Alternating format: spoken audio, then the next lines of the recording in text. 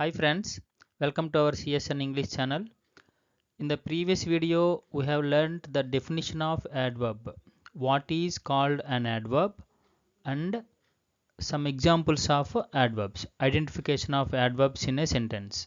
Okay, now in this video, we are going to learn the types of adverbs.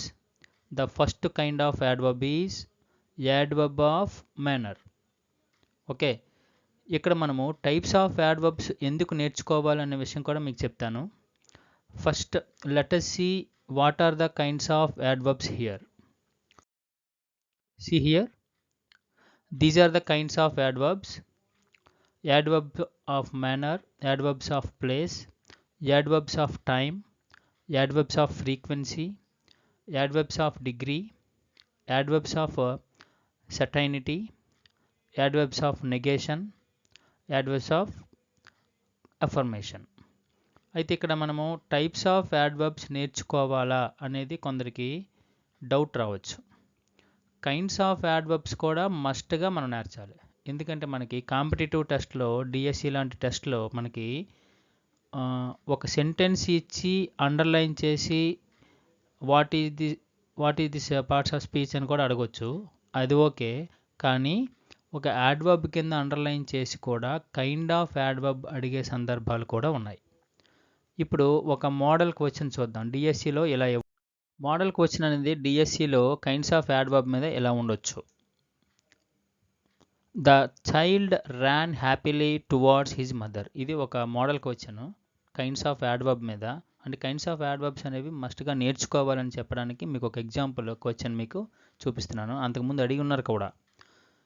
Kind of adverb for underlined word. ఇక్కడ ఒక happily అనే word ఇచ్చాడు, అది adverb అని తనే చెప్పేశారు. అందులో ఏ టైప్ ఆఫ్ యాడ్వర్బ్ అనేది మీరు ఐడెంటిఫై చేయాల్సి ఉంటుంది. మరి 4 ఆప్షన్స్ ఇస్తారు కాబట్టి adverb of time, adverb of place, adverb of manner, adverb off frequency. అంటే డిఫరెంట్ కైండ్స్ ఆఫ్ యాడ్వర్బ్స్ మీద మీకు ఐడియా ఉండాలి. What is called adverb of time, what does it describe, what is called adverb of place, what does it describe. అలాగా ప్రతిదీ కూడా ఏ type of adverb దేన్ని describe చేస్తుంది అనేది మస్ట్గా మీరు నేర్చుకోవాలి. అప్పుడే మీరు ఎలాంటి యాడ్వర్బ్ అయినా ఏ కైండ్ ఆఫ్ యాడ్వర్బ్ మీరు ఈజీగా ఐడెంటిఫై చేయగలుగుతారు. అది అనమాట, అంత నెసెసిటీ ఉంది. కాబట్టి dear students, dear friends, you should focus on adverbs of kinds of adverbs along with the definition of adverb. ఒక్క యాడ్వర్బ్ అంటేనే కాదు, అన్నీ తెలియాలి. ఓకేనా? ఇప్పుడు చూడండి, ఫస్ట్ కైండ్ ఆఫ్ యాడ్వర్బ్ ఏంటంటే యాడ్వర్బ్స్ ఆఫ్ మేనర్. మనకు ఒక్కొక్కటి నీట్గా ఎక్స్ప్లెయిన్ చేసుకుంటూ వెళ్తాను. కేర్ఫుల్గా వింటే ఫైనల్గా ఏ టైప్ ఆఫ్ యాడ్వర్బ్ అయినా మీరు ఈజీగా ఐడెంటిఫై చేస్తారు. ఫస్ట్ వన్ చూడండి, యాడ్వర్బ్స్ ఆఫ్ మేనర్. ఇక్కడ యాడ్వర్బ్స్ ఆఫ్ మేనర్ అనేది what does it describe, that is the most important thing.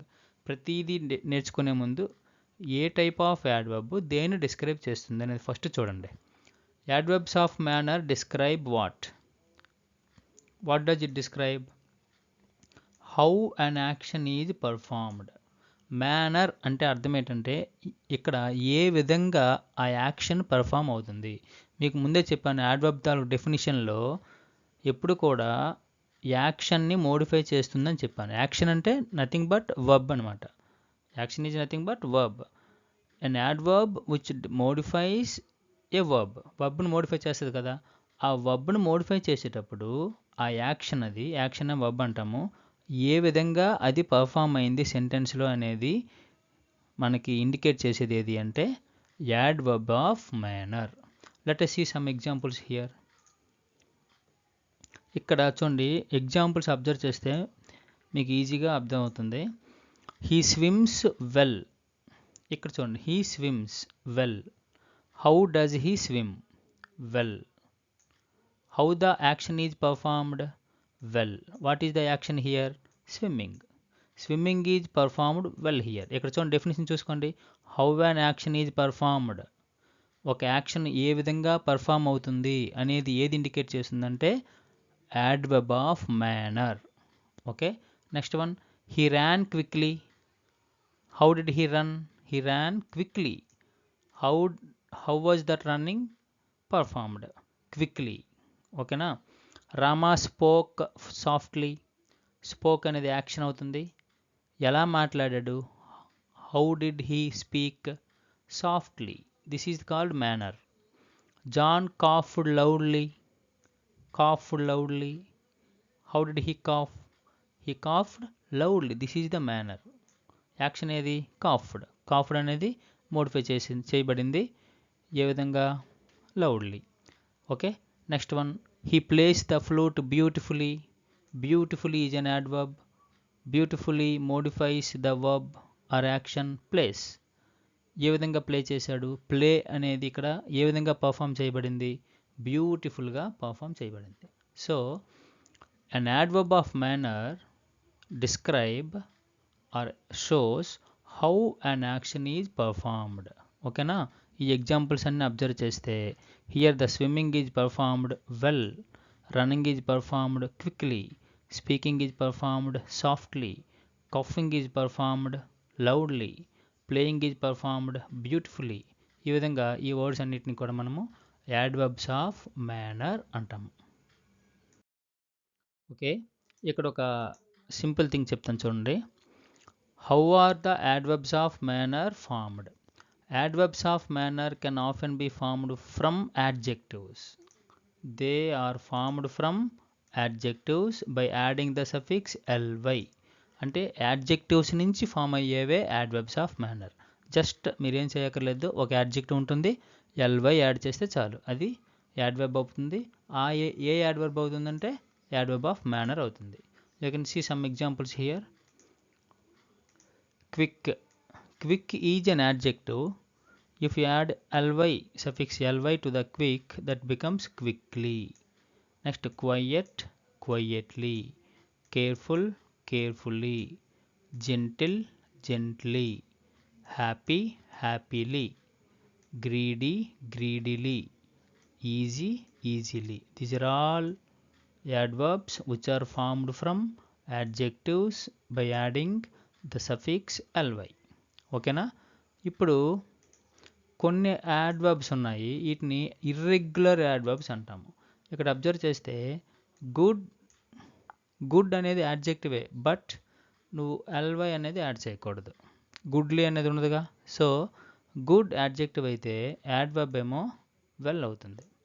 అలాగే హార్డ్ అనేది యాడ్జెక్టివ్ అయితే, అంటే ఇక్కడ హార్డ్లీ అనేది కూడా యాడ్వర్బ్ అవుతుంది. సమ్టైమ్స్ హార్డ్ సేమ్ వర్డ్ యాడ్వర్బ్గా కూడా యాక్ట్ చేస్తుంది. ఇక్కడ చూడండి, hard, hard. Sometimes hard acts as adjective, sometimes hard acts as adverb. For example, Ramu is hard worker. Hard worker, ఆ సెంటెన్స్లో హార్డ్ అనేది యాడ్జెక్టివ్ అవుతుంది. రాము వర్క్స్ హార్డ్, అప్పుడు హార్డ్ అనేది యాడ్వర్బ్ అవుతుంది. ఇక్కడ కూడా same. Fast is an adjective, adverb form కూడా ఫాస్ట్గా మనం చూపించవచ్చు. అలాగే లేట్, లేట్లీ. లేట్లీ కూడా యాడ్వర్బ్ అవుతుంది. ఆ లేట్లీ అనేది రీసెంట్లీ అనే మీనింగ్ వస్తుంది. అంటే కాంటెక్స్ట్లో మీనింగ్ చేంజ్ అవ్వచ్చు, కానీ ఇక్కడ ఏంటంటే మీనింగ్ చేంజ్ అవ్వదు, జస్ట్ పార్ట్ ఆఫ్ స్పీచ్ మాత్రమే చేంజ్ అవుతుంది. Late, late. లేట్లీ పెట్టామంటే మళ్ళీ మీనింగ్ చేంజ్ అవుతుంది, రీసెంట్లీ అనే మీనింగ్ వచ్చేస్తుంది. ఓకేనా. Straight, straight. High, high. మరి హైలీ యూజ్ చేస్తే మళ్ళీ మీనింగ్ చేంజ్ అవుతుంది. హైలీ అంటే విత్ హై రెస్పెక్ట్ అని వస్తుంది. నెక్స్ట్ వన్, హై రెస్పెక్ట్ అని, లేదంటే సమ్ వాట్ ఎక్స్టెంట్ అనే మీనింగ్ వస్తుంది హైలీ అంటే. ఇక్కడ హార్డ్లీ అని అంటే, ఇక్కడ హార్డ్, హార్డ్. హార్డ్గానే ఉంటే యాడ్వర్బ్గా చేంజ్ అయ్యేది హార్డ్ అనే, నెక్స్ట్ మీనింగ్ కూడా అదే అవుతుంది. హార్డ్లీ అయితే మాత్రం ఓన్లీ వన్స్ అనే మీనింగ్లో వస్తుంది అనమాట. ఓకేనా. Now let's move to the next aspect, placement of adverb of manner. ఒక సెంటెన్స్లో యాడ్వర్బ్ ఆఫ్ మేనర్ని ఎక్కడ యూజ్ చేయాలి అనేది ఇక్కడ important. Now let us see 3 sentences here. What are they? He punished the children harshly. Harshly is an adverb of manner. He harshly punished the children. Here also harshly. He punished harshly the children. ఇక్కడ చూడండి, harshly, harshly, harshly. But I have changed the place in each sentence. ప్లేస్ని మాత్రం మార్చాను. ఇలా change అవ్వడం ఓకేనా అనేది ఇప్పుడు చూద్దాం. ఇక్కడ ఒక I will show you one rule position. An adverb of manner must be placed either before the adverb or at the end of the clause, but not between verb and object or direct object. ఇక్కడ చూడండి, he is subject, punished is verb, children is called direct object. ఓకేనా? ఇక్కడ as per rule ఏంటి అంటే ఒక వర్బ్కి direct ఆబ్జెక్ట్కి బిట్వీన్గా అంటే మధ్యలో మాత్రము మనము యాడ్ వర్బ్ని యూజ్ చేయడానికి లేదు. అంటే అలాగే ఎక్కడ యూజ్ చేశారు? ఈ థర్డ్ వన్ చూస్తే యూజ్ చేశారు. థర్డ్ వన్ అనేది రాంగ్ అవుతుంది. ఎందుకంటే he punished harshly the children ఉంది. అంటే this is verb, this is direct object. ఇక్కడ చూడండి, we should not use add verb between verb and direct object. ఈ రెండింటి మిడిల్లో మనం ఇది యూజ్ చేసాం కాబట్టి మనము ఈ ఎక్స్ప్రెషన్ని మనం రాంగ్ ఎక్స్ప్రెషన్గా చెప్పాలి. ఇలాంటి క్వశ్చన్స్ కూడా వేసే ఛాన్స్ ఉంది. కాబట్టి ప్లేస్మెంట్ ఆఫ్ యాడ్వర్బ్ కూడా చాలా ఇంపార్టెంట్. ఫస్ట్ వన్ చూస్తే మరి యాడ్వర్బ్ ఎక్కడ యూజ్ చేశారు? At the end of the clause. He punished the children అనేది టోటల్ క్లాజ్. ఆ టోటల్ క్లాజ్ ఎండింగ్లో యూజ్ చేయొచ్చు. అలాగే after the subject or before the verb. Before the verb అంటే వర్బ్ ఈజ్ పనిష్డ్ కదా, పనిష్డ్కి ముందు కూడా యూజ్ చేయొచ్చు. అంటే ఇక్కడ first two sentences are correct, the third expression is wrong. Why are the first expressions, two expressions are correct అంటే ఫస్ట్ ఎక్స్ప్రెషన్లో harshly used at the end of the clause. End of the క్లాజ్లో use చేసాము కాబట్టి that is right expression. In the second expression harshly, the adverb harshly is used just before the verb. Where is the verb? Punished. Punishedకి ముందు use చేసాం కాబట్టి ఇది కూడా second expression కూడా right expression అవుతుంది. థర్డ్ వన్ మాత్రం రాంగ్ ఎక్స్ప్రెషన్ అవుతుంది. ఎందుకంటే పనిష్డ్ అనేది వర్బ్, చిల్డ్రన్ అనేది డైరెక్ట్ ఆబ్జెక్టు, మిడిల్లో మాత్రం యూజ్ చేయకూడదు అనేది మనం గుర్తుపెట్టుకోవాలి. ఓకేనా? అంటే ఇప్పుడు ఏం చెప్పానంటే adverb of minor must be used at the end of the clause or before the verb, but it should not use between verb and direct object. Let us see one more rule position. Read the sentences here. He hurriedly opened the gift pack. They suddenly left bus stop before we arrived. We quickly walked to the shops. Okay. What do you observe in these sentences? Now, this is the rule position. The adverb is put before the verb to add emphasis to the meaning. Now, let me explain. Where is the adverb in the first sentence? Hurriedly. Where it is used? Just after the subject. After the subject. Subject అయిన వెంటనే use చేసాము. Subject పక్కనే use చేసాం. He hurriedly open the gift pack. Next one చూడండి, they suddenly left అంటే ఎక్కడ use చేసాము? Okay, before the verb లేదంటే after the subject. Before the verb or just after the subject ఏదైనా ఒకటే. లెఫ్ట్ అనేది వర్బ్ కదా, వర్బ్కి ముందు యూజ్ చేసాము. అలాగే we quickly walk to the shops. ఇక్కడ చూడండి, బిఫోర్ ద వర్బ్ యూజ్ చేసాము లేదంటే ఆఫ్టర్ ద సబ్జెక్ట్ యూజ్ చేసాము. ఇలాగ యూజ్ చేయడం వల్ల ఏంటి అనేది ఎలాంటి ఎక్స్ప్రెషన్ మనము ఎక్స్పెక్ట్ చేయొచ్చు అంటే, ఇక్కడ కొంతమంది రైటర్స్ ఇలాంటి ఎక్స్ప్రెషన్స్ ఎందుకు యూజ్ చేస్తారంటే ఎంఫసిస్ని యాడ్ చేయడం కోసం. ఎంఫసిస్ మీన్స్ అంటే కొంచెం నొక్కి చెప్తారనమాట. He hurriedly open the gift pack. ఇప్పుడు హరీడ్లీ అనేది చివరి పెడితే వన్ కైండ్ ఆఫ్ ఎక్స్ప్రెషన్ వస్తుంది. సేమ్ హరీడ్లీ తీసుకొచ్చి జస్ట్ ఆఫ్టర్ సబ్జెక్ట్ యూజ్ చేస్తే వన్ కైండ్ ఆఫ్ ఎక్స్ప్రెషన్ వస్తుంది. For example, he hurriedly opened the gift pack బదులు he opened the gift pack hurriedly అని కూడా అనొచ్చు. హరీడ్లీ చివరి పెట్టడం వల్ల అతనేమో గిఫ్ట్ ప్యాక్ని గాబరాగా ఓపెన్ చేశాడు అనేది చెప్పొచ్చు. ఇప్పుడు హరీడ్ ప్లేస్మెంట్ మార్చడం వల్ల దాని తాలూకు ఎక్స్ప్రెషన్ చేంజ్ అవుతుంది, కొంచెం ఎంఫసైజ్ అవుతుంది అంతే. అతను గిఫ్ట్ ప్యాక్ని గాబరాగా ఓపెన్ చేశాడు. చాలా గాబరాగా ఓపెన్ చేశాడు. అంటే హరీడ్‌గా అంటే మరి కొంచెం ఎంఫసైజ్ చేసి చెప్పడం అనమాట. అంటే కొంచెం మన వాయిస్ రైజ్ అవుతుందనమాట. ఓకేనా? నొక్కి చెప్పడం అంటాము. ఈ విధంగా యూజ్ చేయడం వల్ల ఎటువంటి రాంగ్ ఎక్స్‌ప్రెషన్ అనేది అవ్వదు. డెఫినిట్‌గా ఇక్కడ ఈ హరీడ్‌లీ అనేది placement end of the class తీసుకోవచ్చు. లేదంటే జస్ట్ ఆఫ్టర్ సబ్జెక్ట్ తీసుకోవచ్చు అనమాట. జస్ట్ ఆఫ్టర్ ద సబ్జెక్ట్ అంటే జస్ట్ బిఫోర్ వర్బ్ అనమాట. ఓకేనా? They suddenly left the bus stop. Same sentence ఎలా అనొచ్చు? They left the bus stop suddenly అని కూడా చెప్పొచ్చు. కానీ సడన్లీ తీసుకొచ్చి ఇక్కడ జస్ట్ బిఫోర్ వర్బ్ యూజ్ చేయడం వల్ల అది ఎంఫసైజ్ అవుతుంది. అంతే, ఇంకేం కాదు. We quickly walk to the bus stop. Same సెంటెన్స్ని ఇంకోలాగా ఎక్స్ప్రెస్ చేయొచ్చు. We walked to the bus shops. We walk to the shops quickly అలా కూడా అనొచ్చు. We quickly walk to the shops అలా కూడా అనొచ్చు. కానీ ఇక్కడ క్విక్లీ బిగినింగ్లోనే యూజ్ చేయడం వల్ల దాని అర్థం ఏంటి అంటే ఎంఫసైజ్ చేయడం అంటాం. To add emphasis to the meaning of the sentence. Let us see one more example. Slowly he removed his shoes and involved in the work. Roughly he grabbed her school bag. ఈ ఎగ్జాంపుల్స్లో చూస్తే ఇక్కడ first సెంటెన్స్లో adverb ఎక్కడ ఉందంటే slowly. Okay, slowly. Second సెంటెన్స్లో రఫ్లీ అనే adverb ఉంది. ఏ యాడ్వర్బ్ ఇది? యాడ్వర్బ్ ఆఫ్ మేనర్ ఉంది. Slow is an adjective, slowly is an adverb of manner. Rough is an adjective, రఫ్లీ is an adverb of manner. ఇక్కడ అబ్జర్వ్ చేస్తే this is quite different when you compare to the previous sentences. Slowly and రఫ్లీ are used in the initial, in the beginning part of the sentence. బిగినింగ్లోనే use చేసాము. Slowly he removed his shoes. Okay, రఫ్లీ he grabbed he school bag. ఇలా కూడా express చేయొచ్చు, wrong ఏమీ లేదు. This is also right expression.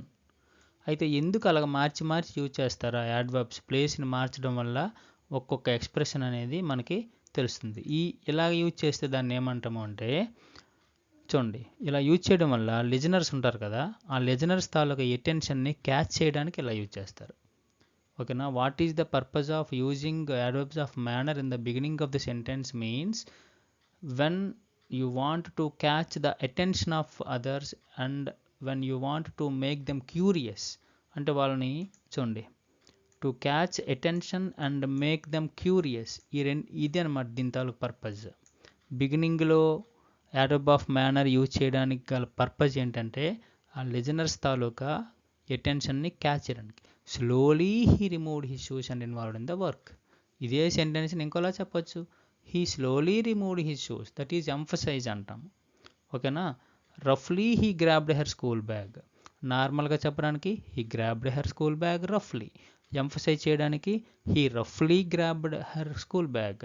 అలా కాకుండా listeners తాలూకా అటెన్షన్ని క్యాచ్ చేయడానికి, వాళ్ళని క్యూరియస్గా తయారు చేయడానికి మనం ఏం చేస్తామంటే రఫ్లీ he grabbed her school bag. That is the difference in expression only. ఇక్కడ ఆల్ ఎక్స్ప్రెషన్స్ ఆర్ కరెక్ట్. కానీ ఒక వర్బ్కి ఆబ్జెక్టివ్కి మిడిల్లో మాత్రమే యాడ్వర్బ్ని యూజ్ చేయకూడదు. ఇక్కడ 3 ప్లేస్మెంట్స్ చెప్పాను. ఏంటా 3 ప్లేస్మెంట్స్ అంటే ఆఫ్టర్ వర్బ్ యూజ్ చేయొచ్చు, బిఫోర్ వర్బ్ యూజ్ చేయొచ్చు, at the end of the sentence use చేయొచ్చు, లేదంటే బిగినింగ్లో కూడా యూజ్ చేయొచ్చు. ఓకే.